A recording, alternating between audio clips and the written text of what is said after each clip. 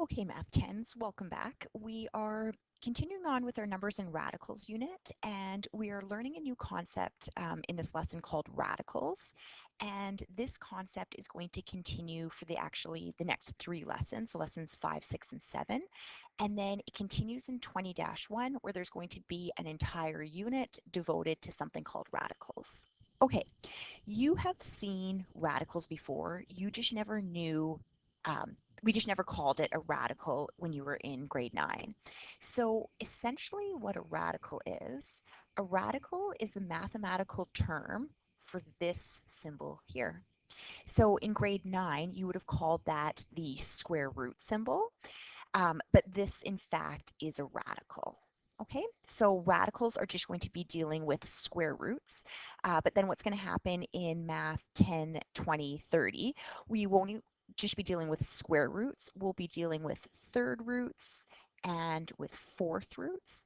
But again, the radical itself, this entire thing and whatever numbers written underneath or letters would be what's called the radical. Okay, so let's go down to class example number 1. All I'm essentially going to be doing here, it says mentally evaluate where possible. I'm not going to mentally evaluate. I'm going to use this question to really show you how to use your calculator. And I need to make sure that everybody's proficient in that. And again, make sure that you guys have your TI-84 calculators. Hopefully you have the color editions. It'll help with the graphing unit. But let's go through some of these and make sure you know how to enter them. Okay, first question here is the square root of 49. So many of you will be able to mentally evaluate that. That's 7. But on your calculator, here's the square root symbol. So you have to hit second function, square root 49, and then hit enter. Okay? This, how I would read this is the third root of negative 64. So how we would enter that, third root is under your math button, and it's right here, number 4. Now you have to hit negative 64, and you get negative 4 as an answer. I want to show you a couple of things. Actually, I'll show it to you once I finish this one. The fourth root of 10,000. Okay, so fourth root.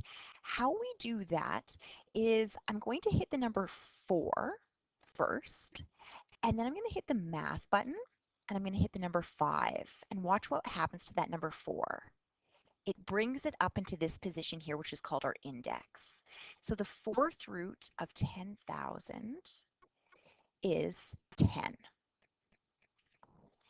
Now, in the previous lesson, I showed you that when you do the square root of a number, you're getting the side of a square, right? And when you do the cube root, we're getting the side length. So how I go back from the 7 to get 49, there is an invisible number here.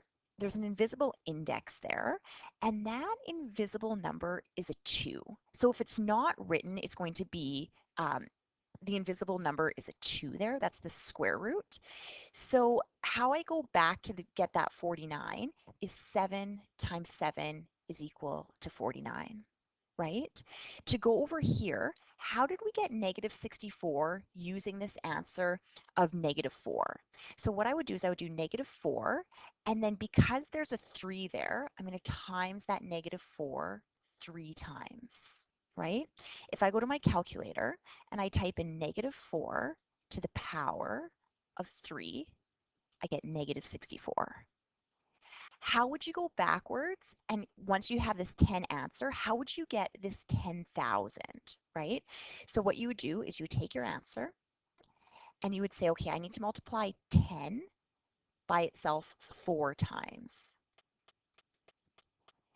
And on your calculator, if you go 10 to the power of 4, you're going to get 10,000. Okay, let's do this one. A big, huge sort of tip that you could just get into, like good practice, is whenever you enter a fraction on your calculator, I want you to put that fraction in a bracket. They won't do that for you in the workbook, and you're just going to do that on your own. So the fifth root of 1 over 32. So on my calculator, I'm going to hit the number 5, math button, and I want it to go up into this index. So I'm going to hit number 5 again. Fifth root of open bracket, 1 divided by 32, close that bracket, and I hit enter. So I get 0.5 as an answer, or I could say math 1 fraction, 1/2. So this answer is 0.5, which is equal to 1/2. And again, if I said, well, how would you get that original 1 over 32? We would take our answer, which is 1/2, and I would write this out 5 times. I'd multiply it 5 times. Or I would say 1/2 to the power of 5. And if you type that in on your calculator, I'll show you. Open bracket, 1 divided by 2, close that bracket, power of 5.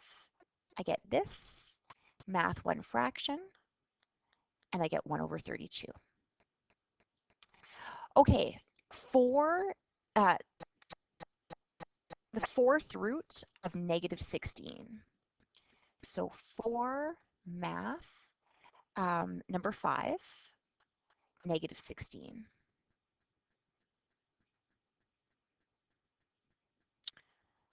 Okay, I get an error. If you get an error, when I type in the fourth root of negative 16, you say this is not possible.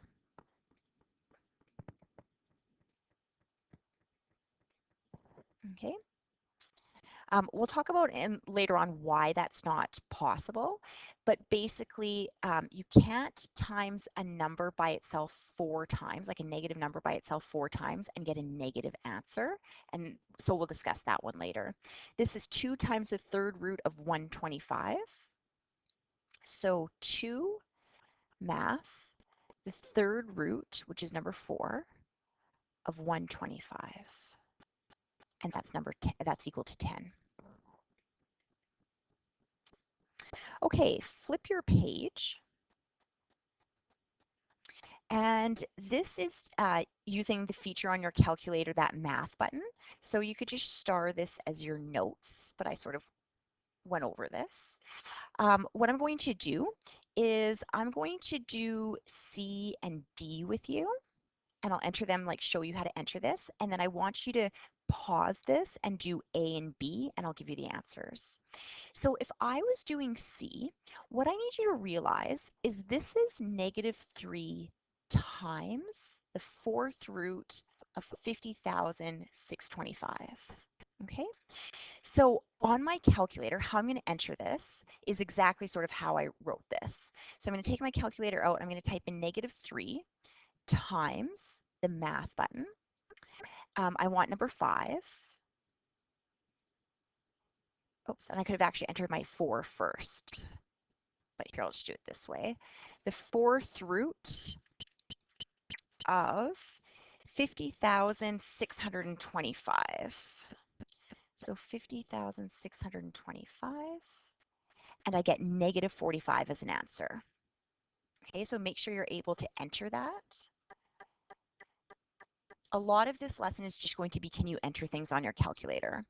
For this guy, you see a fraction, you enter that in your calculator in a bracket. So if I was entering this one, the third root of 216 over 125, let's see what we get. Math button.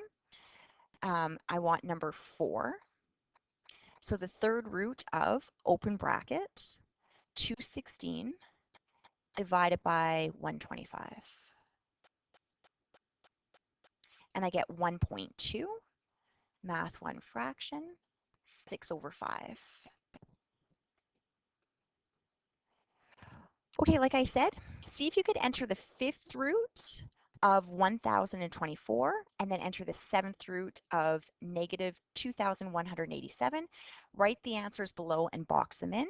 You could pause it, and then when you're done, I will put the answers for you.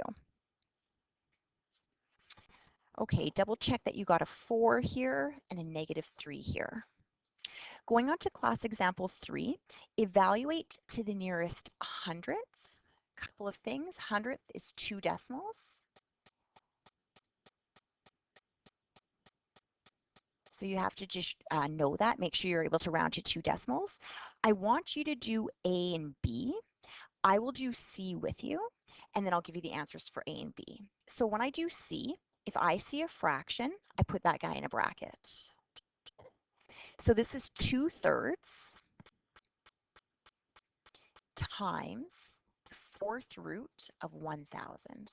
That's how I'm going to enter this. 2/3 times the 4th root of 1,000. Open bracket, 2 divided by 3, close that bracket, times, I'm going to enter the number 4, math. I want number 5 because I want that to go up into this little tiny index. The 4th root of 1,000. And I get this number here. This, I hope everybody sees, is an irrational number, right? If I hit math 1 fraction, it will not go into a fraction.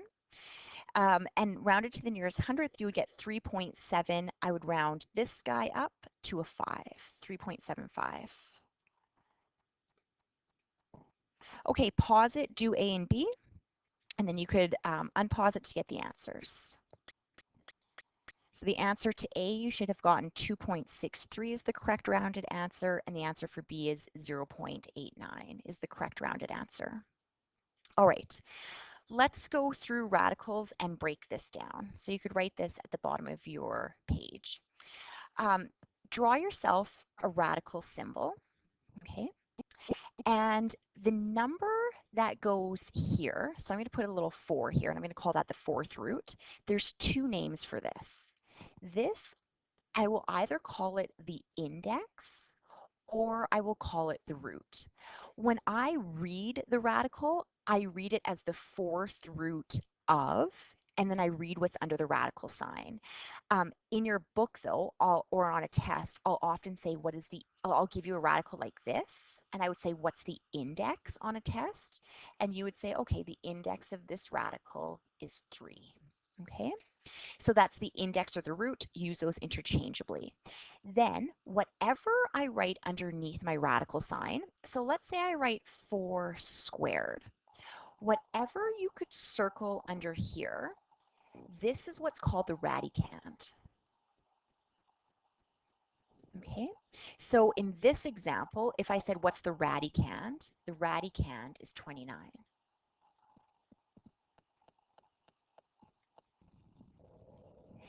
In this example, the radicand is 4 squared. Then what we say is this entire thing, that is my radical, right? Because it has that square root symbol. So that's my radical, okay? How I would read this once again, I always start with my index and then I call it a root. So I say that's the 4th root of 4 squared. Let's say I gave you this, 7, and then underneath my radical, I'm going to put 120 AB. Okay, the 7 is my index. My radicand is whatever's I could circle underneath my radical sign, so 120 AB. How I would read this is the 7th root of 120 AB. Okay? Now, the only one that's a little bit tricky is this guy. If you see this, the invisible index here is a 2, right? So if I gave you this one, and if I said, okay, well, what's the index of this guy? You would say 2. What's the radicand? You would say 36. How you would read this one, though, is not the 2nd root. You would say this is just the square root of 36. But always remember that there's an invisible index of 2 here. Okay, and actually in our next lesson, I'm going to get you to write that invisible index in because we're going to be doing something with it. Okay, so let's see if that makes sense, and let's see if we could do this. So I will do the first one, and then you guys will pause it and see if you could do B and C. So the index of this is 5, and the radicand is 75. Okay, pause B, pause C, and then I'll give you the answer. Okay, this would be an index of 2 and a radicand of 50. The index here is 3, and the radicand is that guy, which is -1/10. How I would read this is 5 times the third root of negative 1/10 is how I would do that. Okay, the next thing that we're going to get into is this is going to be a review for Math 20-1. And sometimes in my regular 10C class, I might skip this. I always teach it to the APs because, like I said, radicals is huge in 20-1. So, and I will be testing you on this as well. Okay, so what you need to sort of star is a couple things. Star this and this. What happens with radicals is if we multiply and the index is the same, so this is a square root and a square root, right? This is root 2 and a root 2. You can multiply radicals. So square root of 9 times square root of 4, that is equal to, I could put both of those numbers under the radical sign. So it's equal to the square root of 9 times 4, and 9 times 4 is equal to the square root of 36. Okay, so we are able to do multiplying two radicals together if the index is the same. The same works for division. We could actually divide two radicals if the index is the same. So root 9 divided by root 4, I could write that as the square root of 9 over 4. Okay? And then it's interesting because the square root of 36, many of you will be able to do that in your head. That's 6. 9 over 4 is a fraction. I'm going to put that in a bracket. So on my calculator, square root of open bracket, 9 divided by 4, close that bracket, enter. Math 1 fraction is 3 over 2 is my answer. And if you think about that, it makes sense because what's the square root of 9? Square root of 9 is 3. What's the square root of 4? Square root of 4 is 2. So with radicals, we can multiply and divide them, but we cannot add or subtract. Okay, so this would be a true statement. This would be false. Root 9 plus root 4 is not equal to this. We will do adding and subtracting radicals in Math 20-1. So these two are not equal. Okay, so again, in general, you need to know this. Two radicals, if they're being multiplied together, that's perfect. If the indexes are the same, I could just say this is the same thing as root AB, right? And two radicals that are being divided, I could write it underneath one radical. So here it says state whether each statement is true or false. Multiplying. We can multiply radicals, and 3 times 6 is 18. So this is true.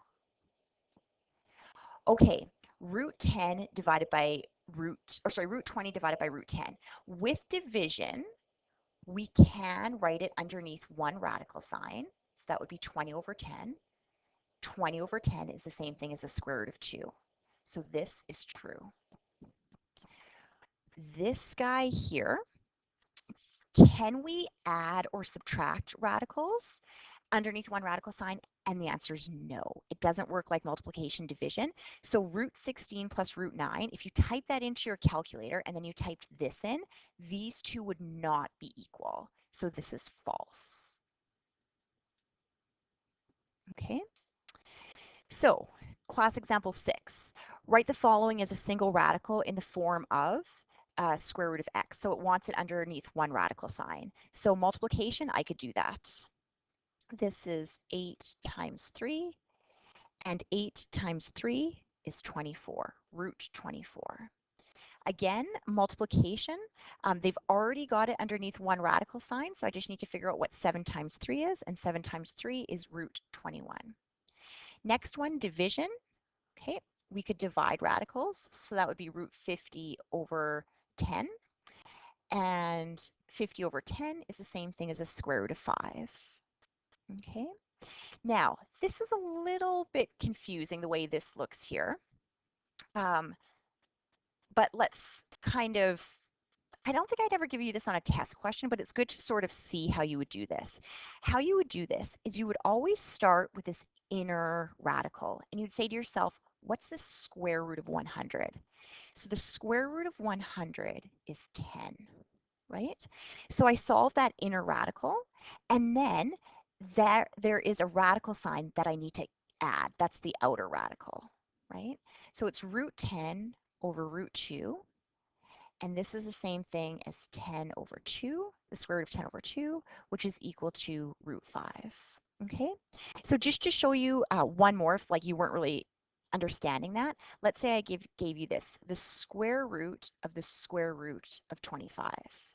So you would do that inner radical first, and you would say, okay, the square root of 25 is 5. So I just solve that, but then there's an outer radical there. So I need to add that guy. Okay. Um, and class example number 7, we're going to scratch that, so omit that. That is it for this lesson. We're going to circle our homework, make sure all fractions are in brackets, and then I'm going to actually do number 13 with you. It's just a calculator question, but I want to see who's able to sort of do this on their calculator and who is not.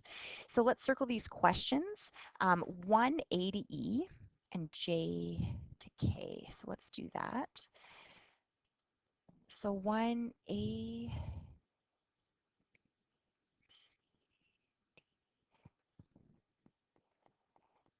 actually, you know what? No, I've got this written here because I want you to do,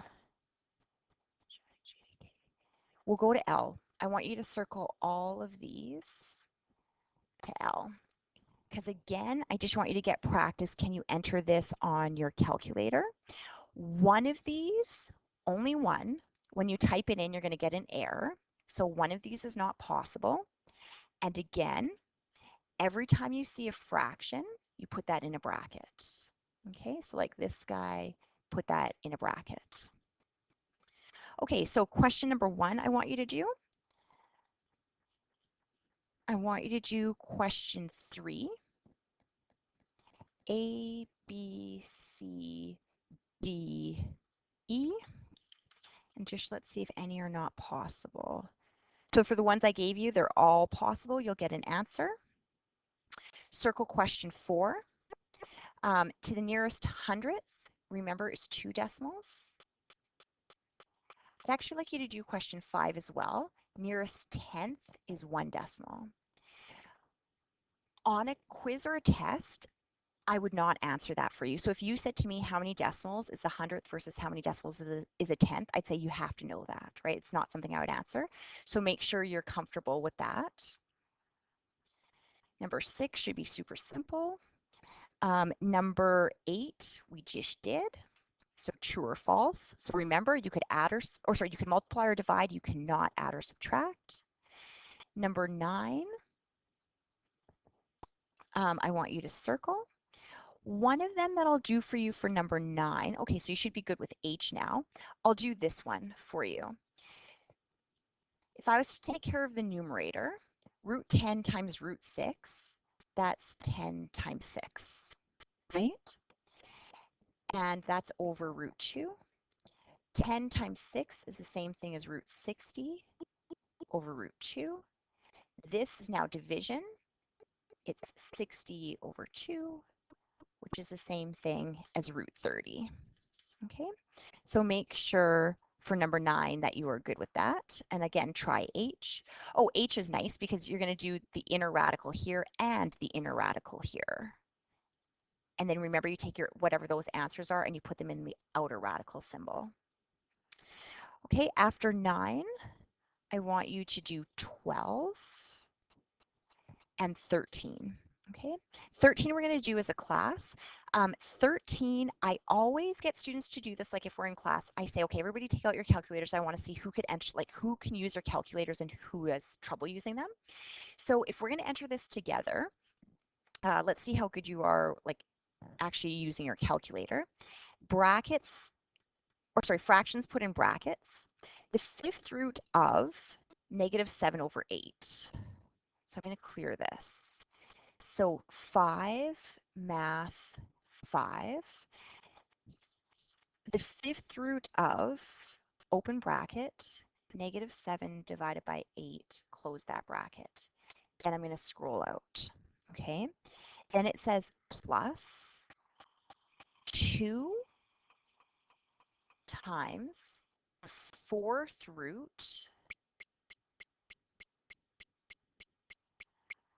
of 7 over 8 in a bracket. Hit enter. If you get this answer here, you did it correctly. Okay, so you know how to use your calculator. So the answer to this question, they want the answer to the nearest hundredth, which means 2 decimal places, right? 100 has 2 zeros, so 2 decimal places. And the answer is 0.96. How you would enter that on numerical response is 0.96 to get full marks. And that concludes this lesson.